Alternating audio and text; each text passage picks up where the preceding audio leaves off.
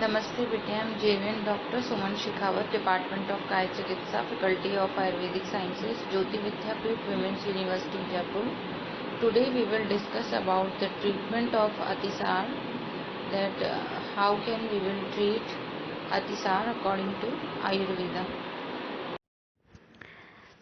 Now we will discuss about the treatment of अतिसार रोग। अतिसार जो है सर्वप्रथम आमातिसार है या पक्व अतिसार है, यह जानना अत्यंत आवश्यक है। अतिसार के अंदर पहले ये जानना अति आवश्यक होता है कि अतिसार किस प्रकार का है, आम अतिसार है कि पक्व अतिसार है। फिर उसके पश्चात हमको चिकित्सा का निर्धारण करना होता है कि किस प्रकार से चिकित्सा करनी है।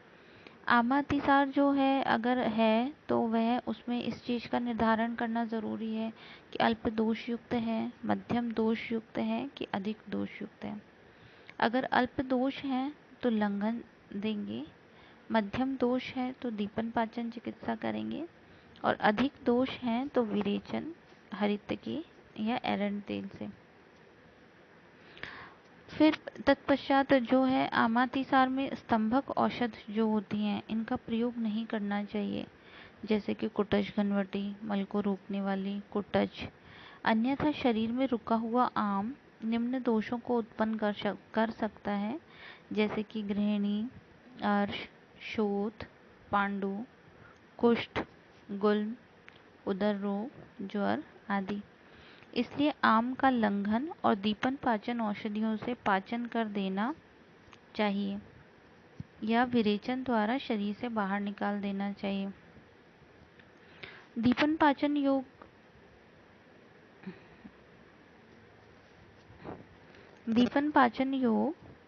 चूर्ण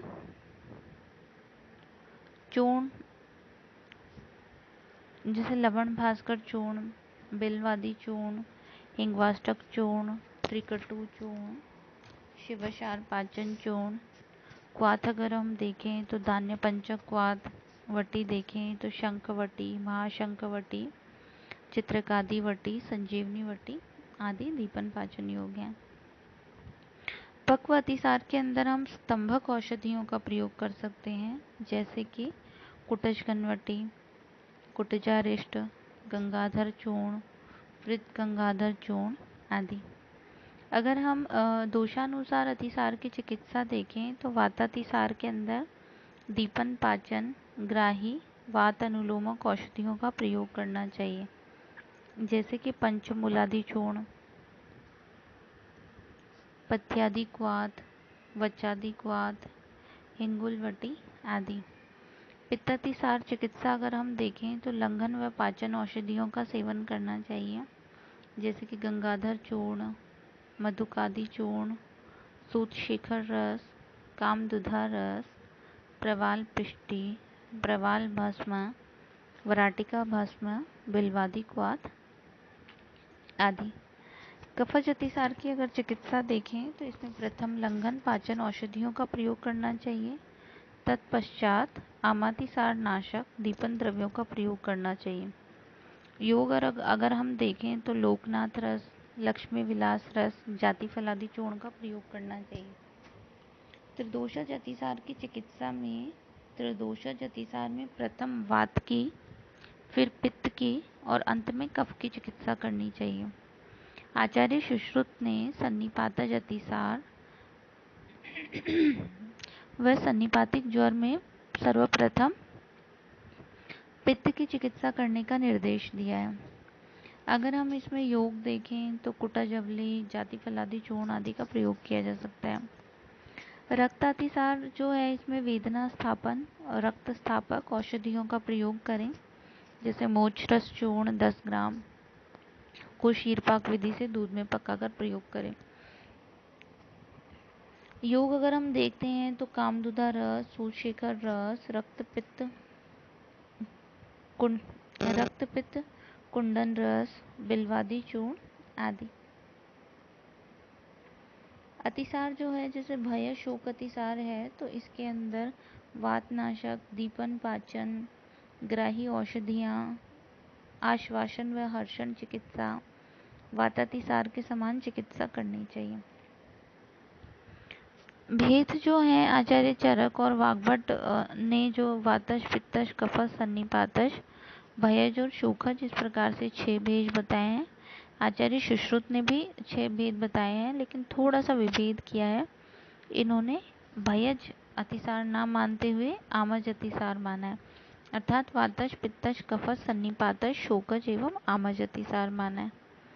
अगर हम इस व्याधि के अंदर पथ्य की बात करें तो पुराने चावल, मूंग, अरहर, मसूर का यूश, अदरक, हींग, लहसुन, जीरा, जायफल, अनार, बकरी का दूध, त्रिकट्टू, खिचड़ी, दलिया, नमक व मिश्री का घोल, बिल्व, ईसबगोल आदि को पथ्य कहा है। अपथ्य के अंदर गुरु, विदाही, अभिसंधि आहार, विरुद्ध आहार, उड़द, मटर, गन्ने का रस, ककड़ी, खीरा आदि जो है इनको अपथ्य कहा है। मैथुन, व्यायाम, अभ्यंग, वेग धारण, रात्रि जागरण आदि अपथ्य बताए गए। अतिसार जो है सभी अतिसारों तथा गृहिणी में केवल संजीवनी वटी ही पर्याप्त है। विष का योग होने से शीघ्र प्रभाव दिखाती है। संजीवनी वटी पित्तज अतिसार व पित्तज गृहिणी में गुलकंद के साथ दें या चूर्ण करके भोजन के मध्य में जल के साथ दी जा सकती है।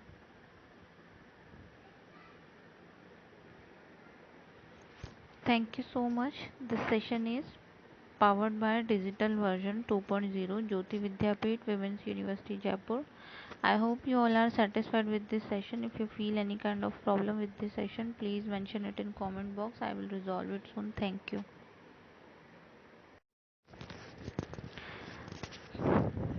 Today we will discuss about अतिसार। सबसे पहले अतिसार जो है ये पुरुष व स्रोतोगत रोग है, पुरुष व स्रोतोगत व्याधि है। अतिसार का अगर हम देखें तो यह अतिसार शब्द ही बहुत कुछ कहता है। अतिसार मतलब किसी चीज़ का अत्यधिक सरण जो होना, अति मात्रा में सरण होना अतिसार कहलाता है। तो यहाँ पे आचार्य विजय रक्षित जी ने कहा है, गुदेन बहुद्रव शरणम अतिसार है, अर्थात गुद मार्ग से द्रव युक्त मल का बार बार निकलना अतिसार कहलाता है। अगर हम अतिसार के संदर्भ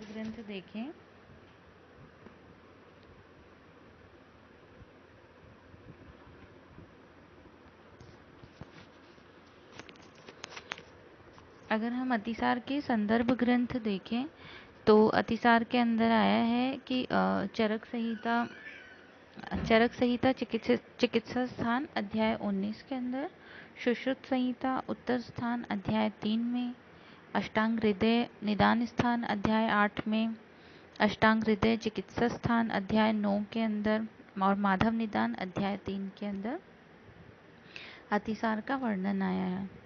अतिसार के लिए एक अन्य इसका नाम भी दिया गया है, इसका पर्याय भी है। उदरामय से भी अतिसार से ही तात्पर्य करना चाहिए।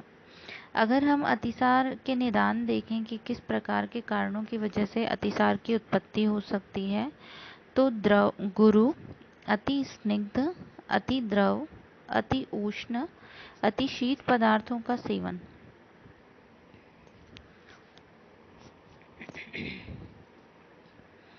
अत्यधिक जो गुरु आहार विहार होता है, अति स्निग्ध, अति द्रव, अति उष्ण, अति शीत पदार्थों के सेवन की वजह से अतिसार की उत्पत्ति हो सकती है।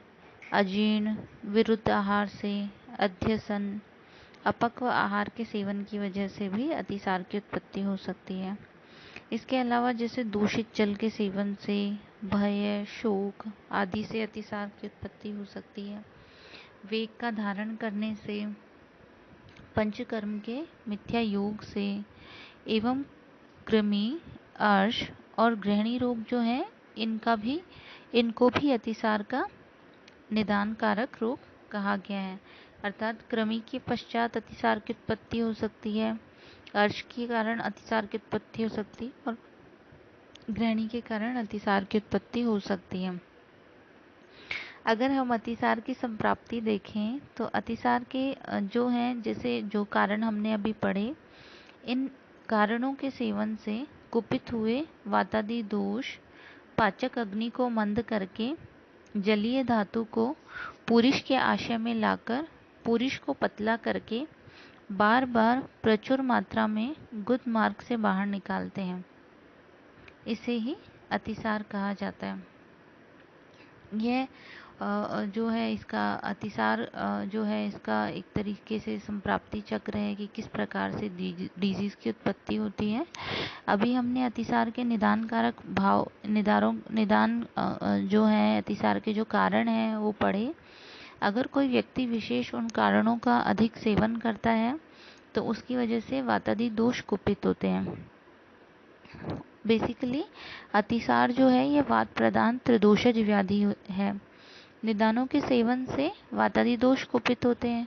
इन वातादि दोष के कुपित होने से जो जलीय धातु है, जलीय धातु को पुरुष के आशय में लाना, पुरुष को पतला करना एवं गुद मार्ग से पुरुष का प्रचुर मात्रा में बार बार निकलना, यह अतिसार कहलाता है।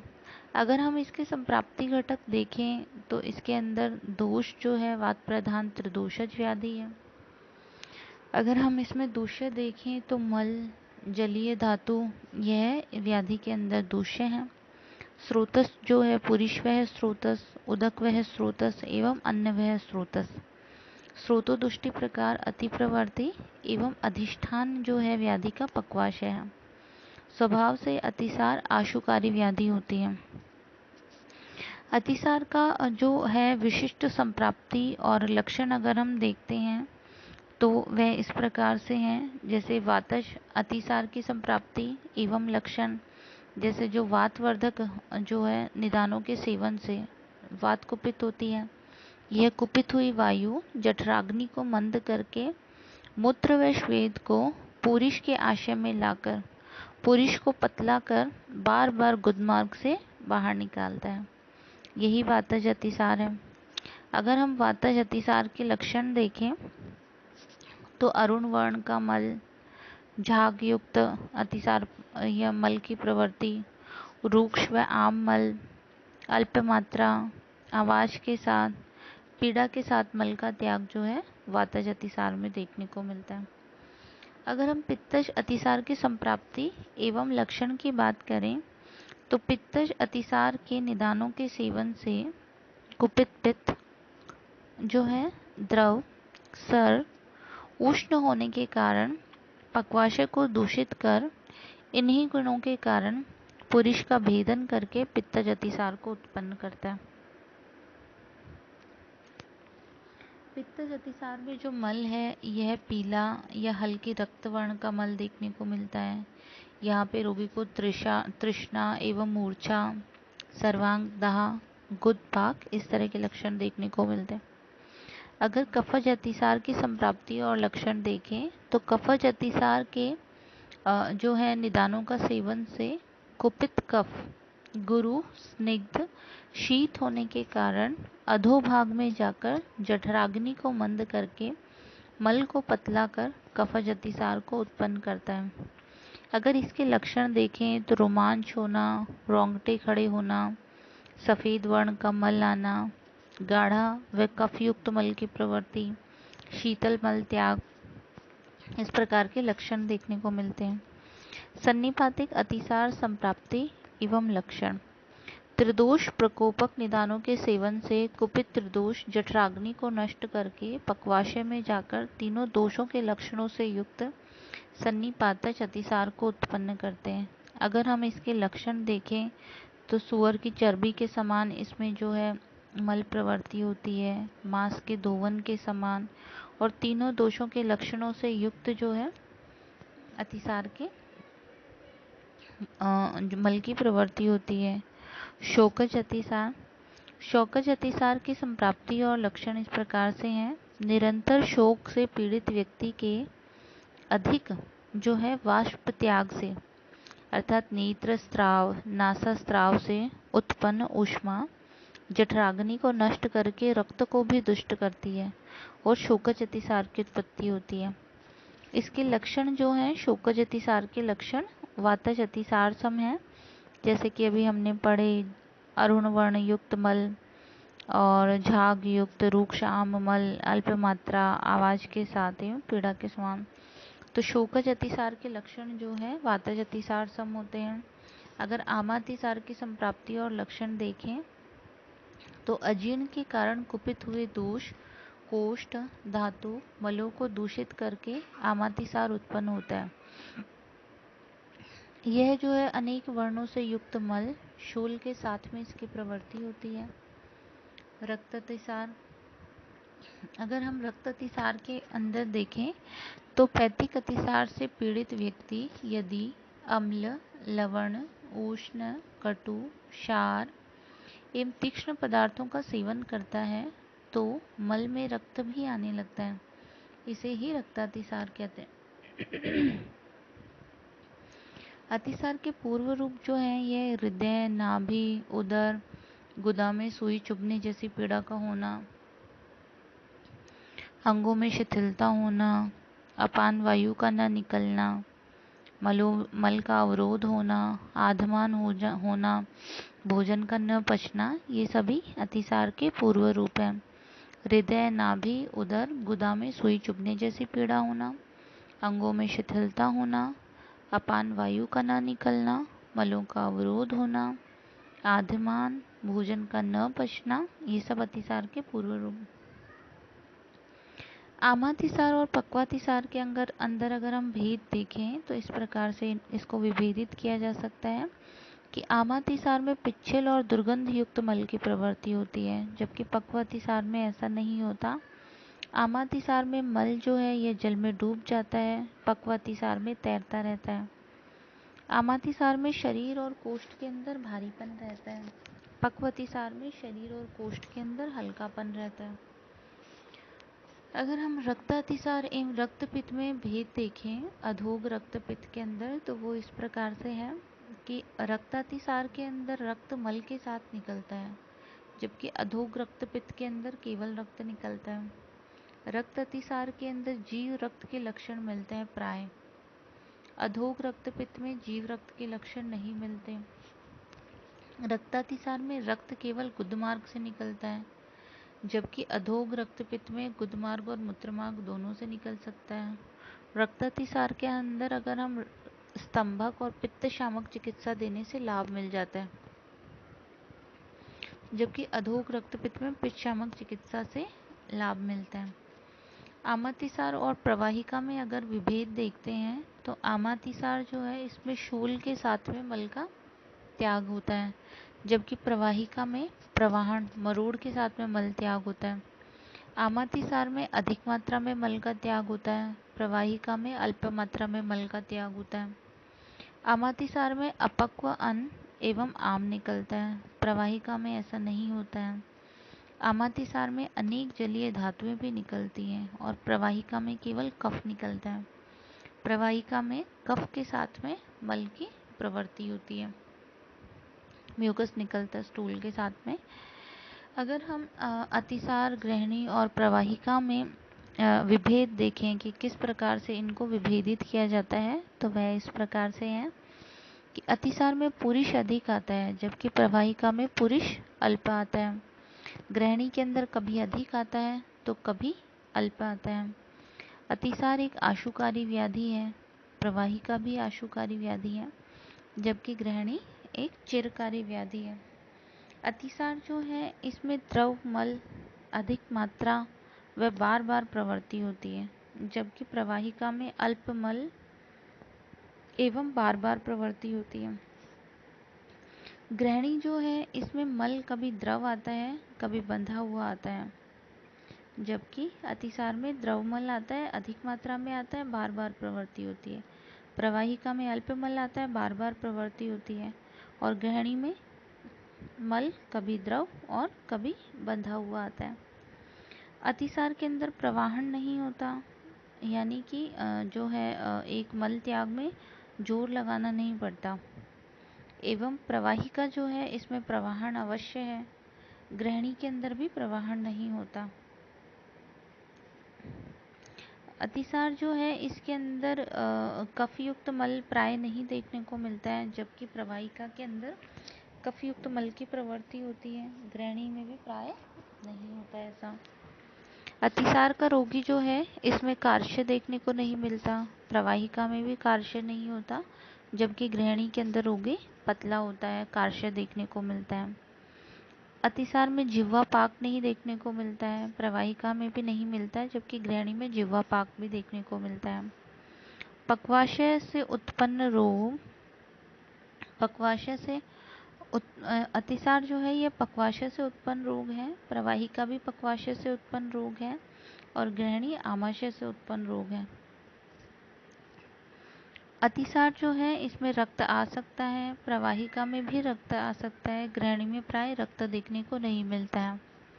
अतिसार में के उपद्रव स्वरूप शोथ की उत्पत्ति होती है, प्रवाहिका में ऐसा नहीं होता एवं गृहिणी में भी उपद्रव शोथ देखने को मिलता है। अगर हम देखें तो विशेष इनमें यही है कि अतिसार जो है इसमें अधिक मात्रा में द्रवमल की प्रवृत्ति होती है, प्रवाहिका में अल्प मात्रा में कफयुक्त मल की प्रवृत्ति होती है एवं प्रवाहन से लाभ मिलता है। गृहिणी के अंदर कभी द्रव कभी बंधा हुआ मल आता है, वेट लॉस, जिह्वा पाक इस तरीके से देखने को मिलता है।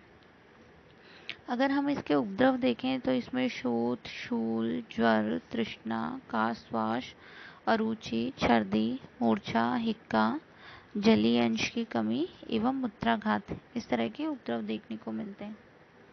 अतिसार की निवृत्ति के लक्षण देखें, अगर अतिसार की निवृत्ति पे किस प्रकार के लक्षण देखने को मिलते हैं तो अपान वायु बिना मल के निकलने लगे, मल त्याग होने लगे और उदर में हल्कापन हो, जठराग्नि प्रदीप्त हो अर्थात भूख लगने लगे, तो यह अतिसार निवृत्ति का लक्षण है। असाध्य अतिसार जो है इसमें पके जामुन के समान काला मल त्याग होता है, इसके अंदर यकृत खंड के समान काला लोहित वर्ण मल त्याग होता है, मांस धोवन के समान मल जो है त्याग होता है, मयूर पिच्छ समान चंद्रिका युक्त मल, शवगंधी व अत्यंत दुर्गंधित मल त्याग, गुदपाक होने पर, मूर्छा सम्मोह होने पर, तृष्णा दाह और तम श्वास, हिक्का जो है इस प्रकार से यह असाध्य अतिसार के लक्षण हैं। Thank you so much. This session is powered by a digital version 2.0 Jyoti Vidyapeeth Women's University Jaipur. I hope you all are satisfied with this session. If you feel any kind of problem with this session, please mention it in comment box. I will resolve it soon. Thank you.